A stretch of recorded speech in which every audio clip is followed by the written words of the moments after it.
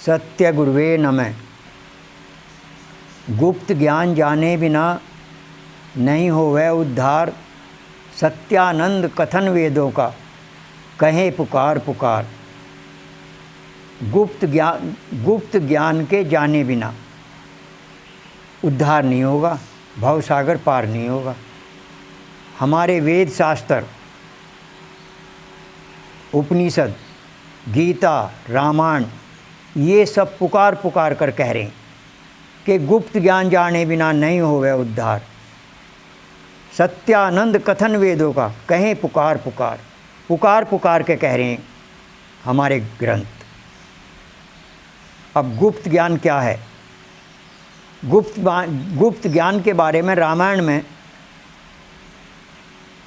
जिस समय श्री राम वनवास से आए थे तो उन्होंने एक छोटा सा एक सत्संग सभा लगाई, सत्संग सभा, और उसमें बड़े दूर दूर से लोग आए। गुरु थे, ऋषि मुनि थे, और गुरु वशिष्ठ ने उस सत्संग का संचालन किया। तो गुरु वशिष्ठ ने सबसे पहले श्री राम को, मर्यादा पुरुषोत्तम श्री राम को कहा कि आप कुछ आध्यात्म के बारे में कहो।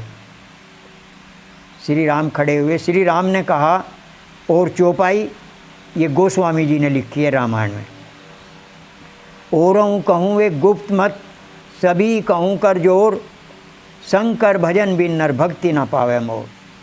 श्री राम ने कहा एक गुप्त बात कह रहा हूँ, उन्होंने भी गुप्त कहा, अंदर की, और सबसे हाथ जोड़ के कह रहा हूँ, कर कहते हैं हाथों को। शंकर भजन बिन नर भक्ति ना पावे मोर। जो भक्ति शंकर भगवान ने की, जो उस भक्ति को करेगा तो उद्धार होगा, वरना नहीं होगा। तो वह भक्ति कौन सी है? वह ज्ञान कौन सा है? गुप्त ज्ञान कौन सा है?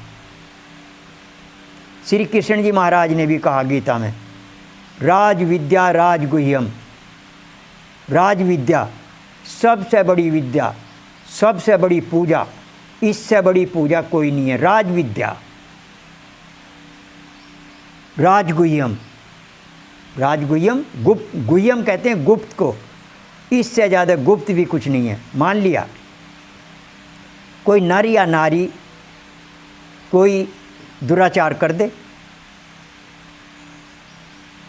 और उसका पर्दा खोल दे, तो उसकी भी इतनी बड़ी हानि नहीं होगी जितनी इस ज्ञान को खोलने में हो जाएगी। क्योंकि राजगुह्यम का ना सबसे ज़्यादा गुप्त है। इस संसार में जितनी गुप्त बातें हैं, सबसे ज़्यादा गुप्त ये ज्ञान है। और श्री कृष्ण जी महाराज ने कई जगह कहा इसके बारे में कि गुप्त रखना, गुप्त रखना। तो इस गुप्त ज्ञान को जो जान जाएगा उसका उद्धार हो जाएगा, बेड़ा पार हो जाएगा। प्रेम से बोलिए श्री सद्गुरुदेव महाराज की जय।